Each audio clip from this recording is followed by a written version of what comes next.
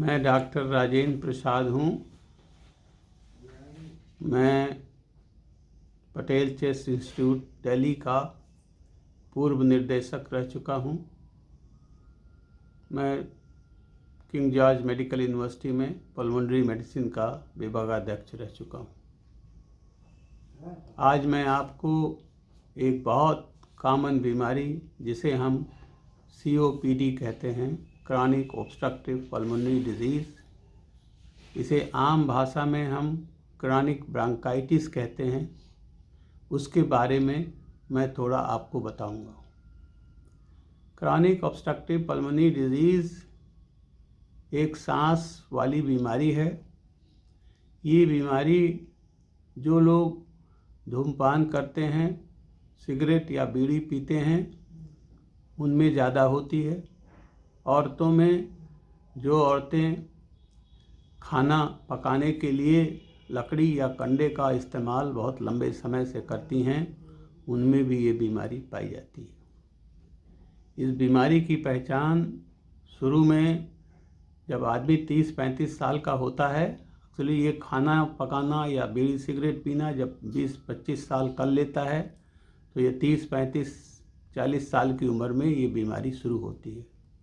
इस बीमारी में शुरू में खांसी आती है, खासकर जाड़ों में, फिर बलगम आता है और फिर धीरे धीरे सांस फूलना शुरू हो जाती है। सांस पहले चलने में फूलती है और फिर बाद में जब बीमारी काफ़ी गंभीर हो जाती है तो बैठे बैठे भी सांस फूलना शुरू हो जाती है। और अति गंभीर बीमारी होने में तो इवन आदमी अपने कपड़े और ये भी नहीं बदल सकता है, उसकी सांस फूलने लगती है। अब इसकी पहचान तो मैंने आपको बता दी। इसका इलाज क्या है?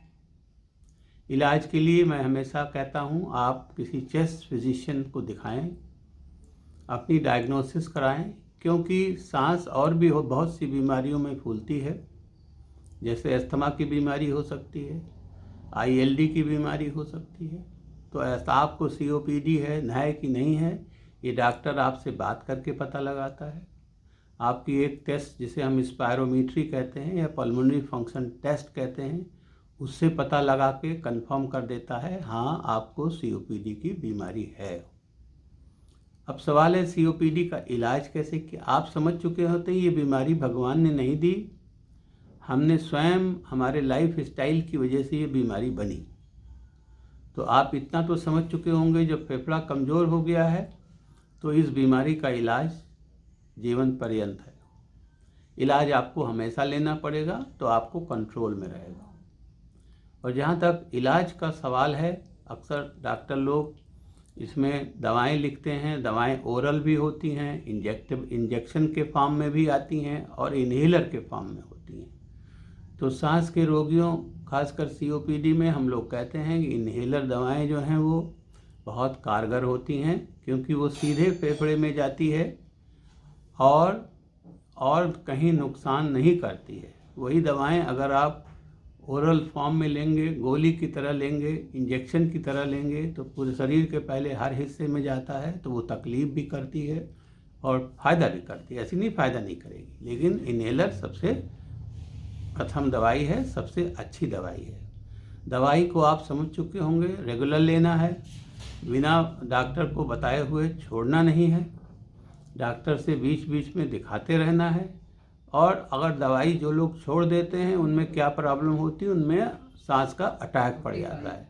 जैसे हम हार्ट अटैक कहते हैं, ऐसे हम सांस का भी अटैक होता है, और सांस के अटैक में आपको अस्पताल में जाना पड़ता है। तो आपको सांस का अटैक ना हो और उसमें आपकी तकलीफ़ ना बने, तो आप दवाओं इसकी डायग्नोसिस जल्दी कराएं और दवाओं का रेगुलर सेवन करें, और जिससे आपका सांस कंट्रोल में रहेगा।